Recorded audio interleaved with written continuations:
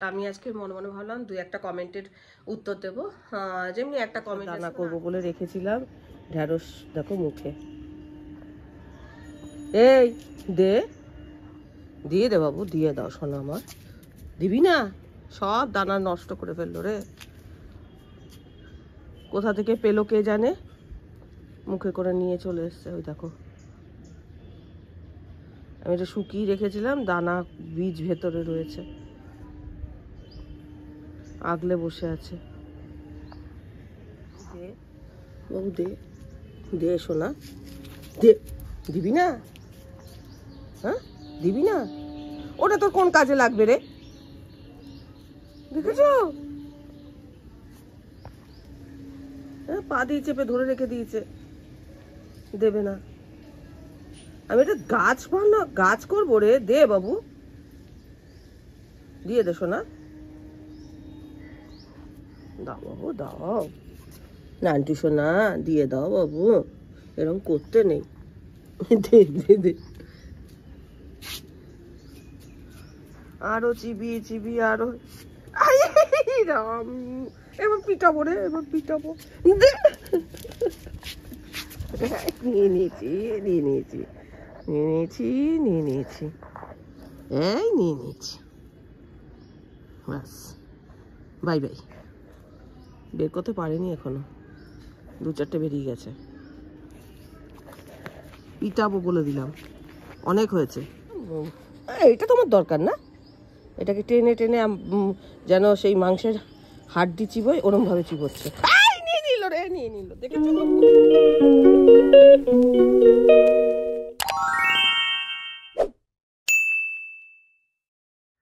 সুপ্রভাত বন্ধুরা, এখন ঘড়ির কাঁটায় দেখো 9:10 বাজে। তো এখন যাচ্ছি বোনের বাড়িতে, নটুকে নিয়ে আসবো। সবার আগে এই কাজটা। কালকে তো বিয়ে বাড়ি থেকে এসেছি তখন 11টা, সাড়ে 11টার পর এসেছি। অত রাতে আর আনতে যাইনি, সকাল সকাল আর কি যাচ্ছি। নটুকে নিয়ে আসবো, তারপরে ঘরের কাজকর্ম করবো। কিছু সেরকম কাজ হয়নি আজকে, জানলাটাও খুলিনি, কুয়াশা, খুব কুয়াশা পড়েছে। মানে অনেক বেলায় জানলা টানলা খোলা হবে। মুখ চোখ দেখে বুঝতেই পারছো, ঘুম থেকেই হয়তো উঠেছি। বাবা ফোন করেছে, ফোন করার পর মানে ঘুম ভাঙলো আমার। অনেক রাতে এসি আর ঘুম আসছিল না। বিয়ে বাড়ির একটা ওই এসে থাকে না, কি বলবো, যা যা সকাল থেকে করেছি সেগুলোর একটা আনন্দের মুহূর্ত। সেই মুহূর্তগুলো আর কি শুয়ে শুয়ে অনেকক্ষণ হয়েছে। ও ঘুমিয়ে পড়েছিল, আমি প্রথমে ঘুমিয়ে পড়েছিলাম, তারপর মাঝরাতে আবার ঘুম ভেঙে গেছিলো। তারপর যে বাবা বলছে অত রাতে তুমি জেগেছিলে কেন, অনলাইন দেখেছে। আর বাবানকে কিছু ছবি পাঠালাম, বোনকে কিছু ছবি পাঠালাম। তো আমরা বিয়েটা দেখতে পাইনি, তাই বিয়ের মুহূর্তগুলো শেয়ার করতে পারিনি। শোন, ওকে সিঁদুর পরে কিরকম লাগছে পরে হয়তো দেখবো। না থাকলে সত্যি কথা বলবো, ও আমি দুজনে শুয়েও শান্তি পাই না। ও তো আমাদের একবার এই পাশে একবার ও পাশে, পায়ের তলায়, মানে মাঝখানে এরকম করে এসে শোয়। তো আমাদেরও মনে হয় কি ফাঁকা ফাঁকা লাগে। ওলে আমার ছোনালে, ওলে আমার বাবুলে। আরে চলো চলো চলো চলো চলো, আচ্ছা আচ্ছা, ছোনা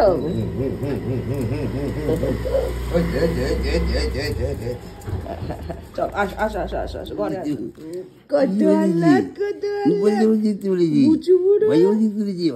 এটা না থাকলে আমরা ঘর ফাঁকা। হাত দিন বাইকে, বাইকে হাত দিলে রে, খুব রেগে যাচ্ছে বাইকে হাত দিলে। যাবি না যাবি না বলছে, প্রচন্ড রেগে যাচ্ছে, রেগে যাচ্ছে।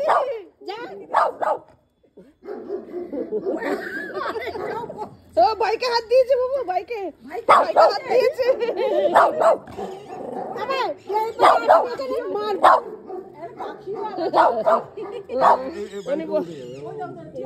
পাখির আওয়াজ হচ্ছে, ওই নারকেল গাছে মনে হয় টিয়া পাখি বাসা বেঁধেছে।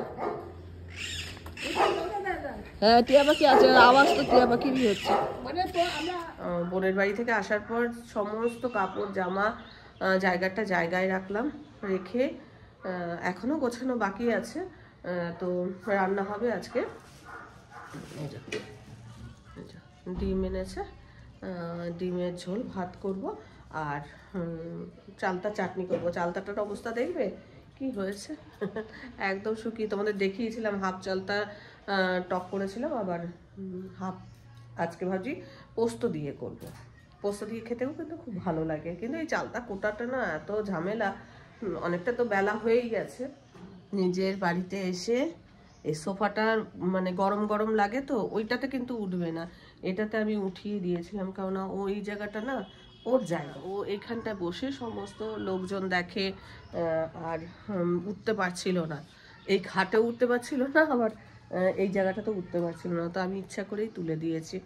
তো যেদিন থেকে তুলেছি সেদিন থেকে ও মানে এইটার উপরে উঠে বসেছে। এখন পায়ের মধ্যে মশা বসে চুপ করে দেখছে পায়ের মধ্যে। এই মশা খাচ্ছিস নাকি? হ্যাঁ, দেখেছো মশাটা খেয়ে ফেললো। আমি যা শীতের গাছ লাগিয়েছিলাম এসে দেখলাম সব কটা গাছই ধরে গেছে। কালকে না পরশু দিন না টিপটি টিপটি করে বৃষ্টি পড়ছিল, দুজনে মিলে ছোটাছুটি করে গাছগুলো আগে বাঁচিয়েছি। ওই ছোট্ট এইটুকুটুকু চারা, সেগুলোর মধ্যে বৃষ্টির জল পড়লে একদম নষ্ট হয়ে যায়। একেই তো অনেক দেরিতে লাগিয়েছি, তারপরে আবার যদি ও মরে যায় খুব মানে কি বলবো গায়ে লাগবে, গায়ে লাগবে মনে দুঃখ হবে। তো সব ভেতরে ঢোকানো ছিল, ওইগুলোর আবার কাজ আছে, ওগুলো বের করা আবার কাজ আছে। তো আজকে বের করব না, দেখা যাক 2-4 দিন থাকলেও কোনো অসুবিধা নেই। গাছগুলো ভেতরে আছে, শেটের তলায় আছে, পরে সময় করে বের করে। তবে শিশির টিশির পড়লে না যে ওয়েদার, সেই ওয়েদারে যেই জিনিস, তো শিশির টিশির যদি পড়ে তাহলে ধরো গাছটা ভালো থাকবে। তো সেই জন্য বের করে দেবো, কিন্তু আজকে না, ভীষণ পায়ে ব্যথা আছে। কি ব্যাপার, কি ব্যাপার? নিজের বাড়িতে এসে শান্তি শান্তি? কাকে দেখছিস? কে এলো? কে? এটা এই সোয়েটারটা না অনেকে বলো যে উল্টো পড়েছে দিদি, উল্টো পড়েছেন বোধহয়। না উল্টো না, এটা সোজাই, দেখো সোজা।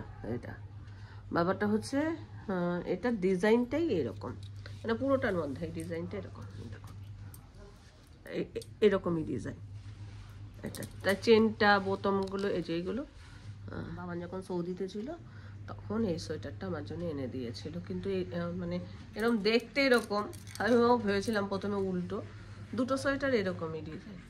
তো এগুলো কি বলতো ভীষণ গরম হয়, এত গরম হয় না মানে, আর এত সফট।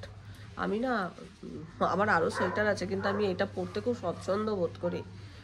পরে একটা আরাম ফিল হয় না, সেই আরাম এটার পরলে। আর আমার একটা সোয়েটার পরলে অনেক সময় কুটকুট করে বা ভালো লাগে না, এইটা পরলে আমি বেশিরভাগ সময় এটা তোমরা দেখবে যে আমি এটা পরে যাচ্ছি এখানে ওখানে। যে কোনো দেখবে একটু বয়স হয়ে গেলে না আরামদায়ক শাড়ি কাপড় জামা এগুলো পরতে ভালো লাগে। আগে যেরকম আমরা ধরো ভারী ভারী শাড়িগুলো পরতে পারতাম, ভালো লাগতো ভারী শাড়ি পরতে, কিন্তু এখন আর পরতে পারি না। এখন মনে হয় খুব হালকা শাড়ি হলে খুব ভালো হয়। কালকে অরেঞ্জ আমার ননদ সবাই মিলে বলেছিল যে থেকে যাও কালকে মেয়েদের, মানে ও এতক্ষণ হয়তো বিদায় হয়েও গেছে, তো থেকে যাও কালকে ও চলে যাওয়ার পর খাওয়া দাওয়া করে তারপর যাবে। কিন্তু না শরীরটা আমার তো ভালো নেই, ওই জন্য চলে এলাম, না হলে খুব করে বলেছে। স্বর্ণও আজকে সকালবেলা সে একটা ভয়েস মেসেজ পাঠিয়েছে যে মামি তোমরা চলে গেলে আমি ঠিকমতো কথা বলতে পারিনি। একটা বিয়ের কোণে সে যথেষ্ট সঙ্গ দিয়েছে, যথেষ্ট আমি আনন্দ। আমি আর আমার কর্তা দুজনকে যেরম জায়গায় আমাদের মানে ছেড়ে দেবে আমরা সেই রকম জায়গায় এনজয় করে চলে আসব।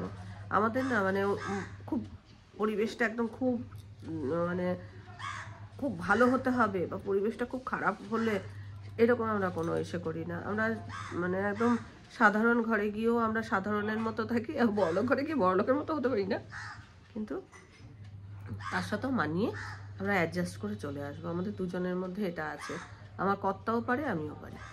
আমি গল্প করতে যেহেতু খুব ভালোবাসি, আমার কর্তাও গল্প করতে খুব ভালোবাসে, যে কোনো জায়গাতেই মানে আমাদেরকে মানে লোকজন চিনে যায়। কালকে যিনি ক্যামেরাম্যান, ওরা কোনো পরিচয় নেই, কিছু নেই, ক্যামেরাম্যান ট্যামের সঙ্গেও খুব সুন্দর আমাদের আলাপ হয়ে গেছিল। আমার বোনের বাড়িতে গেছি, বোনকেই বলতাম হয়তো শেয়ার করার জন্য, কিন্তু তখন আমার খেয়াল ছিল না, চলে এসেছি। একটা বোনের সঙ্গে একটা ঘটনা ঘটেছে, যেটা কিনা মানে আমার শুনে মনে হয়েছে ফ্রড। আমার বোনের বরকে একটা ফোন করেছে, একজন ফোন করেছে, করে বলেছে যে আপনার ছেলে থানায় আছে। আপনারা, আমার ভাইয়ের কাছে একটা ফোন এসেছে যে আপনার ছেলে থানায় আছে। তখন বলছে আমার তো কোনো ছেলে নেই। বলছে তাহলে আমার ভাইয়ের ছেলে। বলছে না, আমার ভাইয়েরও ছেলে নেই, ওদের কেটে দিয়েছে। কিছুক্ষণ পরে মানে ওর বোনের কাছে ফোন এসেছে, ভিডিও কল, সেটা আবার ভিডিও কল। বলছে যে আমরা উর্দি পড়া রয়েছে, ভিডিও কলে দেখাচ্ছে যে পুলিশের ড্রেস ফ্রেস পরে বসে আছে আর কি, মানে একটা থানা তৈরি করা হয়েছে আর কি। করে ফোন করে বলছে যে এরকম আপনার ছেলে থানায় আছে। বলছে আমার তো ছেলে নেই। বল না না, আমরা ছেলে না, আপনার জামাই। তো বলছে আমার জামাই, আমার মেয়ের তো বিয়েই হয়নি। তখন কেটে দিয়েছে। একই বাড়িতে এরকম মানে এরকম ফোন শুনিনি, এরকম তো ফ্রড অনেক হয়, শোনা যায়, কিন্তু এটা একটু অন্যরকম মনে হচ্ছিল। তার মধ্যে একই বাড়িতে দুজনকে ফোন এরকম তো এরকম হয় না? আমরা এক এক সময় কোনো একটা জায়গায় যাই, ভয় পেয়ে কিছু তো টাকা পয়সা চাইতে পারতো, যাই না, যে থানায় আছে যখন, তাহলে টাকা পয়সা দিয়ে চালিয়ে নি, এরকম একটা হয়তো হতো। তো এই ব্যাপার। আমরা কি হয়, অনেক সময় কি হয়, কোনো মলে যাই বা কোনো জায়গায় যাই, সেখানে আমরা ফোন নাম্বার দিয়ে আপনার দিন ওনার দিন, দুটো নাম্বার হয়তো নেয়, ওরকম ব্যাপার কিছু। ওরকম জায়গা থেকেই মনে হয় দুজনের নাম্বারটা পেয়েছে, স্বামী স্ত্রীর নাম্বার, একই বাড়িতে দুজনকে কি করে ফোন করে অচেনা মানুষ। এরপর ফোন করলে এবার থানায় গিয়ে যোগাযোগ করবো যে এটা সত্যি কি না। আরে সত্যি তো নয়, কারণ তোর ছেলেও নেই আর তোর জামাইও নেই, দুটোই ফ্রড, মানে মিথ্যে কথা। যাই হোক, এই হচ্ছে ব্যাপার। তো আমি এখন এই যে ডিমটা রান্না করবো, ডিমটা জলে ভিজিয়ে রেখেছি, একবারে 6টা ডিমই করে নিচ্ছি, প্রেসার কুকারে সেদ্ধ করবো।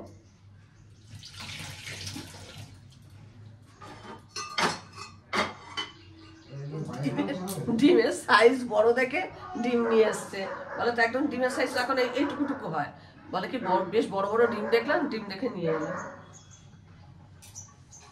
চালটাটা একদম শুকনো হয়ে গেছে।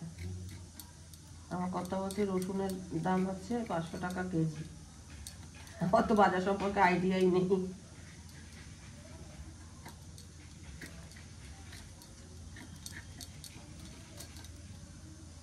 একদম শুকনো হয়ে গেছে, পিচ্ছিল ব্যাপারটা সেরকম একটা নেই।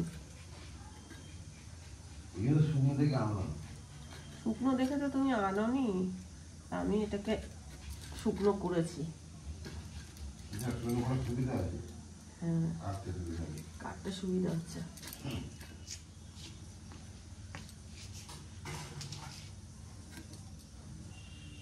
এইভাবে মানে চালতাটাকে এক পাশে খোসাটা ছাড়াতে হয়, আর এই পাশেটা টান দিয়ে বের করতে হয়। এত শুকনো হয়ে গেছে, ছাড়ানো যাচ্ছে না।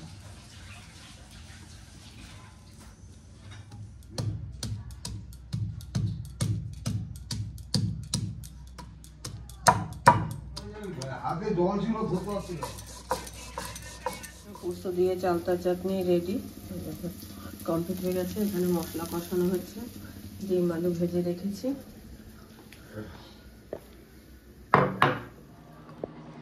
ডিমের ঝোলটা যা হয়েছে না, একদম দারুণ হয়েছে। একদম শীতে খাবো বলে কাঁচা হলুদ নিয়ে এসছে, কাঁচা হলুদ, এটা লেবু এনেছিল অন্য কারণে। হচ্ছে কাঁচা হলুদ, সকালবেলা খালি পেটে খাবো আখের গুড় দিয়ে। করলাম মানে কভারগুলোকে চেঞ্জ করলাম, ঠাকুরের সমস্ত ঠাকুরের বালিশগুলো চেঞ্জ করেছি, গোপালের এগুলো আমার তৈরি, গোপালের পোশাক বলো, মা লক্ষ্মীর পোশাক, এদিকে গণেশের, সবই চেঞ্জ হয়েছে। দেখো খুব সুন্দর একটা গিফট পেয়েছি, মহাকালের একটা মূর্তি, এখানটা স্থান পেল, এখানটা রাখি, না ভালো লাগবে। আচ্ছা, লাল সারা হয়ে গেছে। আমি আজকে মনে মনে ভাবলাম 2-1টা কমেন্টের উত্তর দেব। যেমনি একটা কমেন্ট এসেছে, মানে আগের ব্লগ স্বর্ণর বিয়ে গেছে সেই ব্লগটাতে তোমরা অনেকে জানতে চেয়েছিলে যে আমার কীরকম ননদ। তো ননদ হচ্ছে খুড়তুতো ননদ, আমার হাজব্যান্ডের খুড়তুতো বোন। আর কিছুদিন আগে আমরা গেছিলাম যখন আর কি বিজয়া করতে, তখন ওই আমার ননদ স্বর্ণ ওদেরকে সবাইকেই দেখিয়েছিলাম। স্বর্ণ খুব সুন্দর গান করেছিল, আমার ননদও বসে মানে এনজয় করছিল। হয়তো সবাই সব রকম ব্লগ তো রেগুলার দেখা সম্ভব না, হয়তো কোনো কারণে মিস করে গেছো, সেই জন্য হয়তো বুঝতে পারছো না যে ওটা কিরকম ননদ বা কি। আমি বলেছি ননদ, কিন্তু কিরকম ননদ আমি বলিনি। তো এই একটা উত্তর। আরেকটা হচ্ছে আমার ননদ কেন বিয়েতে যায়নি। আমার ননদ খুব অসুস্থ, আমি বারে বারে বলছি। আর প্রশ্নটা প্রায় সময় আসে, তোমার ননদকে কেন দেখাও না, তোমার ননদকে কেন দেখাও না। আরে বাবা, একটা অসুস্থ মানুষ যে বিছানা থেকে উঠতে পারছে না, তাকে আমি কি দেখাবো? তো আমি বুঝতে পারি সোশ্যাল মিডিয়ায় আর কি আমি যদি বলি আমার ননদের সঙ্গে তুমুল ঝগড়া হয়েছে, আমার ননদের সঙ্গে আমার সম্পর্ক নেই, এগুলো শুনতে লোকে পছন্দ করবে আমি জানি। আর সেটা শোনার জন্যই হয়তো বারে বারে কমেন্ট করে বা কিছু। তো ওরকম ব্যাপার না, আমি বারে বারে কমেন্টে উত্তরও দিচ্ছি। আমার ননদ অসুস্থ, আমার ননদ অসুস্থ। আমার শাশুড়ি যখন মারা গেল, শাশুড়ির যেদিন আর কি কাজ হলো, সেই দিন কাজেতেও আসতে পারেনি। সেই জন্য মানে মৎস্যমুখীতে আর কি কাজেতে এসছিল, কিন্তু মৎস্যমুখীতে আসতে পারেনি। ও সেদিন অপারেশন হলো, তারপরে অপারেশন হয়ে এলো, তারপরে তোমরা দেখেছো যে ননদ ভীষণ অসুস্থ। ওর বাড়িতে গেছি, ওর মাথা ধুয়ে দিচ্ছি, ও বিছানা থেকে উঠতে পারছে না। যেদিন জি বাংলার প্রোগ্রাম হলো, সেই দিনও ওকে বারে বারে আমি বলেছিলাম যে আসো আসো, ও আসতে পারলো না। তার কারণ ও তখন আগে থেকেই হচ্ছিল, আমার শাশুড়ি তখন বেঁচেই ছিল, তার আগে থেকেই হচ্ছিল। ও বিছানা থেকে উঠতে পারছে না, ওর প্রেশার প্রচণ্ড হাই, আর হার্টের সমস্যা, পায়ের সমস্যা, ও হাঁটা চলা করতে পারে না। তো এই এতগুলো কারণ, একটা মানুষের শারীরিক এরকম কন্ডিশন, সেই জন্য ও আসতে পারে না। আর ও আমাকে বারবার বলেই দিয়েছে যে আমাকে দেখাবি না, সেই জন্য আমি দেখাই না। আর কেউ যদি ক্যামেরার সামনে আসতে না চায়, আমি তাকে জোর করে কখনোই বলি না যে তুমি ক্যামেরার সামনে আসো, কেননা তার ইচ্ছার বিরুদ্ধে আমি কোনো কাজ করতে চাই না। কিন্তু আমি বুঝতে পারি যে লোকে যদি আমি বলি যে আমার ননদের সঙ্গে আমার খুব ঝগড়া হয়েছে, আমাদের মুখ দেখা দেখি নেই, তাহলে মানুষ খুশিই হবে। কারণ এইগুলো শুনতে বেশি মনে হয় পছন্দ করে। না হলে আমি বলছি বিশ্বাস করছে না, বারে বারে বলছি বিশ্বাস করছে না। এমনকি আমার ননদ কেন বিয়ে বাড়িতে যায়নি এটাও অনেকে জিজ্ঞাসা করছে। কিন্তু একটা অসুস্থ মানুষ যে বিছানা থেকে উঠতে পারছে না, সে কী করে যাবে? তো এটাই কারণ যে হুট করে ক্যামেরার মধ্যে নেব, তার পারমিশন না নিয়ে এগুলো সে করতেও আমার ভালো লাগে না। আমার মনে হয় যে ক্যামেরার সামনে স্বচ্ছন্দে আসতে চায় তাকেই দেখাবো। আর যে ক্যামেরার সামনে আমাকে বলে দেবে যে আমাকে দেখাবে না, তাহলে আমি দেখাবো না। তাকে বাদ দিয়েই আমি করব যদি ভিডিওগুলো শ্যুট করতে হয়। আর তাকে নিয়ে তো আমার ব্লগ নয়, ব্লগ আমার লাইফস্টাইল, আমি কি করছি না করছি এটা নিয়েই আমার ব্লগ। তো পারিপার্শ্বিক কতটুকু দেখাবো সেটা আমার উপরে নির্ভর করবে, কতটুকু অংশ আমি দেখাবো আমার উপর নির্ভর করবে, কোন জায়গাটা আমি দেখাবো সেটাও আমার উপর নির্ভর করবে। আমি যেটা মনে করব যে আমি এতটুকুই দেখাবো, তো আমি এতটুকুই দেখাবো। আর এর বাইরে আমি আর যদি মনে হয় যে আমি এটা দেখাবো না, তাহলে দেখাবো না। যাই হোক, চলো আজকের ব্লগটা আমি এখানেই শেষ করছি। ব্লগটা দেখে ভালো লাগলে অবশ্যই একটা লাইক দিও, প্রচুর প্রচুর শেয়ার করো। আমার চ্যানেলটা ভালো লাগলে অবশ্যই সাবস্ক্রাইব করে আমার পাশে থেকো। আজকের পর্বটা আমি এখানেই শেষ করছি, দেখা হবে নতুন একটা পর্ব নিয়ে, নতুন কিছু নিয়ে। ততক্ষণের জন্য টাটা।